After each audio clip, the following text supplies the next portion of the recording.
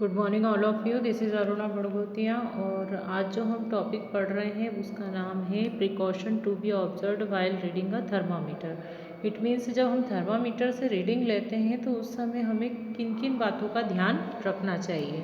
तो first is thermometer should be cleaned, washed before and after use. मतलब कि हमें जब हम थर्मामीटर यूज़ करते हैं तो उसको साफ़ करके रखना चाहिए, जब हम यूज़ करते हैं उसके पहले भी और बाद में भी। Read the thermometer by holding it horizontally so as to keep the level of mercury along the line of sight। इसका मतलब ये है कि जब थर्मामीटर को हम होल्ड करके रखते हैं हॉरिजॉन्टली, मतलब सीधा खड़ा करके रखना चाहिए और उसमें से फिर मरकरी की लाइन को ऑब्जर्व करना चाहिए। Handle the thermometer with care, if it hits against some hard object it can break. हमें थर्मामीटर को केयरफुली रखना चाहिए, अगर हम किसी चीज़ पर झटकते हैं उसको तो वो टूट जाता है, क्योंकि वो किससे बना होता है, ग्लास का। Don't hold the thermometer by the bulb while reading it. जब हम रीडिंग लेते हैं तो रीडिंग के समय हमें बल्ब से सीधा खड़ा नहीं करना चाहिए थर्मामीटर को। Then do not dip thermometer in boiling water as it will break the bulb. हमें थर्मामीटर को बॉइल्ड वाटर में नहीं रखना चाहिए, नहीं तो उसका बल्ब जो होता है वो ब्रेक हो जाता है। Avoid keeping the thermometer in the sunlight और near a flame, it may break. हमको थर्मामीटर को सनलाइट के सामने भी नहीं रखना चाहिए और फ्लेम मतलब कि आग के पास भी नहीं रखना चाहिए, नहीं तो वो ब्रेक हो जाएगा। An alcohol thermometer is cheaper, less harmful and can measure even lower temperature than mercury. अगर हम जैसे अल्कोहल थर्मामीटर जो होता है वो बहुत ही सस्ता होता है और उससे उसका जो टेम्परेचर होता है वो मरकरी से कम होता है। But the main disadvantages of alcohol thermometer is that is can't measure the temperature above 78 degree. होता सस्ता है पर ये फिर भी 78 डिग्री से ज़्यादा की चीज़ों को मेज़र नहीं कर सकता, इससे ज़्यादा टेम्परेचर नोट नहीं करता है ये। देयरफॉर मरकरी जो थर्मामीटर है वो एल्कोहल थर्मामीटर से ज़्यादा बेस्ट है। फिर ट्रांसफ़र ऑफ हीट ट्रांसफ़र पढ़ लेते हैं हम। हीट का ट्रांसफ़र का मतलब ये होता है कि जो हीट होती है वो भी एक से दूसरी चीज़ों तक ट्रांसफ़र हो सकती है। कैसे? When hot T in a cup is poured into a saucer, it is observed that the saucer gets warmer and the tea a little colder। तो अगर मान लीजिए हमने टी रखी एक कप में और उसको फिर सॉसर में डाल दिया तो आप देखोगे कि जो सॉसर है वो गर्म हो गया और टी जो कप है वो थोड़ा ठंडा हो गया। तो the hot tea transfer some of its heat to the saucer and cools down. तो जो सॉसर है उसमें वो हीट चली गई है कप से, तो इसका मतलब क्या हुआ, हीट जो हो गई वो ट्रांसफ़र हो गई, मतलब टी जो थी, चाय जो थी उससे जो हीट है वो कहाँ आ गई, उस सॉसर के अंदर।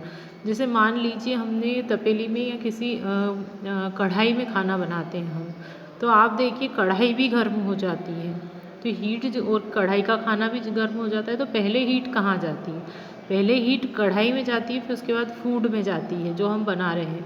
तो हीट का क्या हो गया, ट्रांसफ़र हो गया, कढ़ाई से कहाँ पर पहुँच गई, वो फूड के अंदर। तो while the saucer gain some heat and gets warmer, तो सॉसर क्या हो जाता है, गर्म हो जाता है हीट को लेकर। The flow of heat from a body at a higher temperature to another body और to another part of the same body at a lower temperature is called transfer of heat. इसका मतलब होता है कि किसी भी हीट का body से हायर टेम्परेचर या फिर अदर पर्सन तक या अनदर पार्ट से किसी अदर पर्सन तक या लोअर टेम्परेचर तक, मतलब किसी भी टेम्परेचर का किसी अदर पर्सन तक पहुंचना या अदर ऑब्जेक्ट तक भी पहुंचना जो होता है उसको हम बोलते हैं transfer of heat. Imagine your teacher has to distribute answer sheet to the student in the class, he can do it in 3 ways। जैसे मान लीजिए आपकी जो टीचर है वो आपको आंसर शीट प्रोवाइड कर रही है, तो वो अलग अलग वेज में हम उसको देखते हैं। He can hand over the answer sheets to the first student. उन्होंने क्या किया, जो फर्स्ट स्टूडेंट बैठे थे फर्स्ट टेबल पर उनको आंसर शीट दी है, तो जब वो उनको आंसर शीट देती हैं तो क्या होता है, वो बोलती हैं कि आप नेक्स्ट स्टूडेंट को वो आंसर शीट दे दीजिए, तो आप नेक्स्ट स्टूडेंट को देते हो, ठीक है। फिर in this way the last student can receive the answer sheet without actually moving from his place.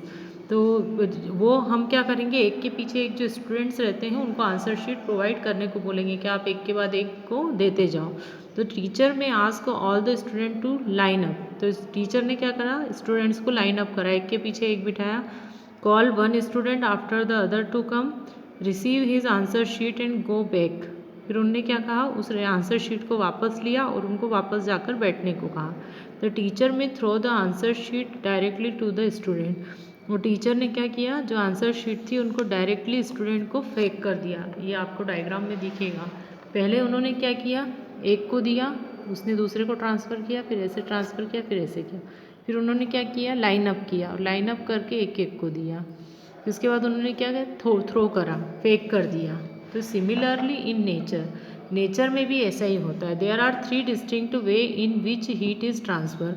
तो हमारे नेचर में भी हीट जो होती है उसका ट्रांसफ़र ऐसे ही होता है।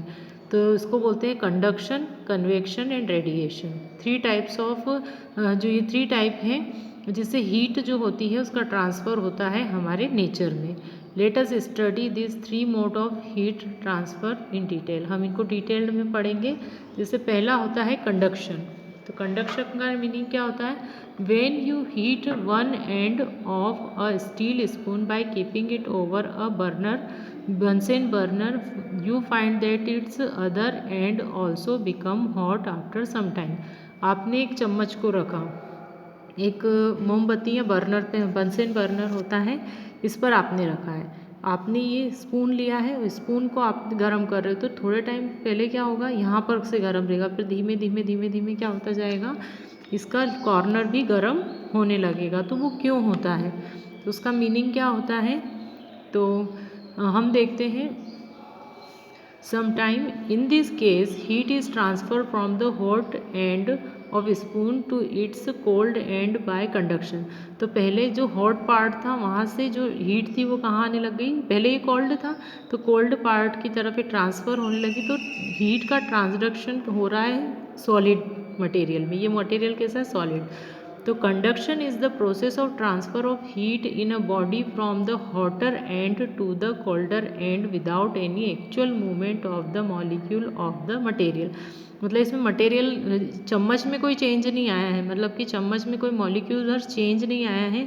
सिर्फ क्या हुआ है, हीट जो होती है वो वार्म पार्ट से उसके कोल्डर पार्ट की तरफ ट्रांसफ़र हुई है। तो हीट का ट्रांसफ़र, ये लिखा हुआ है hot and cold and heat transfer. तो हीट का ट्रांसफ़र कहाँ से हो रहा है, हॉट एंड से कोल्ड एंड की तरफ। और ये स्पून काय की है, मेटल की। तो मॉलिक्यूल्स में कोई मूवमेंट नहीं होता है, सिर्फ किस में मूवमेंट होता है, हीट में मूवमेंट होता है। तो इसको हम बोलते हैं conduction. Compare this matter to handling over the answer sheet to the first student and asking him to pass it on the next student in the previous activity। the transfer of heat by the process of conduction takes place only in solid। और ये जो process होती है सिर्फ solid में ही होती है। तो वैसे ही उन्होंने बताया कि स्टूडेंट को आप पास आउट करो, एक के बाद एक के बाद एक दो। तो ये जो प्रोसेस थी ये इसी पर डिपेंड करती है। तो ये डायग्राम के थ्रू बता दिया है मैंने। इसके लिए भी एक to show that heat travels through solid by conduction. तो हीट जो है वो सॉलिड में ही एक तरह से जाती है। तो इसके लिए हम देख लेते हैं एक practical, a flat copper rod, wax and iron stand, iron nails and bunsen burner. तो ये इतनी चीज़ें हमने ली हैं। और फिर मेथड हमने की है, take a flat copper rod, एक कॉपर की रॉड ली है हमने, ये आपको दिख रही होगी कॉपर। कॉपर आप समझते हो तांबा जिसको बोलते हैं। तो इसको फिक्स कर दिया है और इसके नीचे हमने नेल्स को अटैच किया है।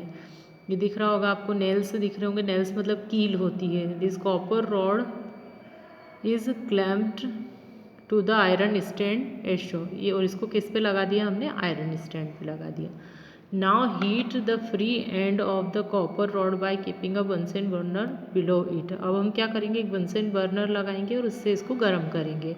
तो you see that the nails nearest to the heated end of the rod falls down first, then the next and finally the nails farthest from the flame drop at last.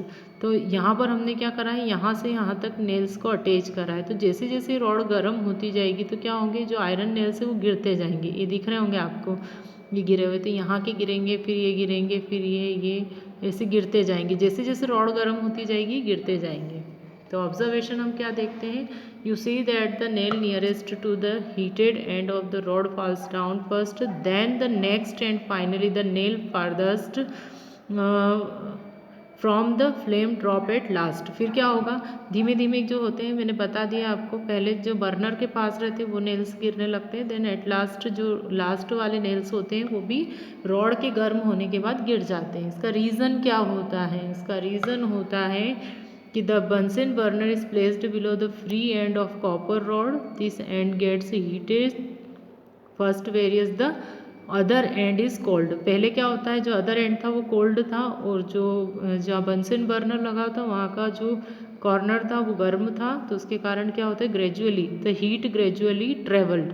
तो heat जो होती है वो gradually travelled करती है, धीमे धीमे यहाँ तक आती है, जिससे कि जो वैक्स था, मतलब कि हमने इसको किसकी सहायता से चिपकाया था, वैक्स से। हमने इसको वैक्स से चिपकाया है। जो नेल्स हैं आयरन नेल्स, उनको किससे चिपकाया था, नेल वैक्स से। वैक्स मतलब मोम। तो मोम पिघलता जाता है, जैसे जैसे रॉड गर्म होती जाती है मोम क्या होता है, पिघलता है, वैक्स पिघलता जाता है, तो ये नेल्स क्या होते हैं, गिर जाते हैं।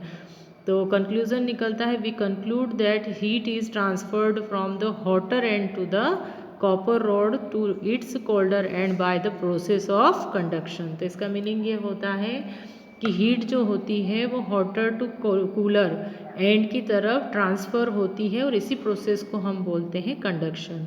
So heat travels through solid by conduction. और जितने भी सॉलिड्स होते हैं उनमें कंडक्शन के थ्रू ही हीट जो होती है वो ट्रांसफ़र होती है। तो ये मैंने आपको बता दिया है। अब क्या कंडीशंस होती हैं हीट के लिए वो मैं आपको नेक्स्ट वीडियो में एक्सप्लेन करूँगी। Thank you.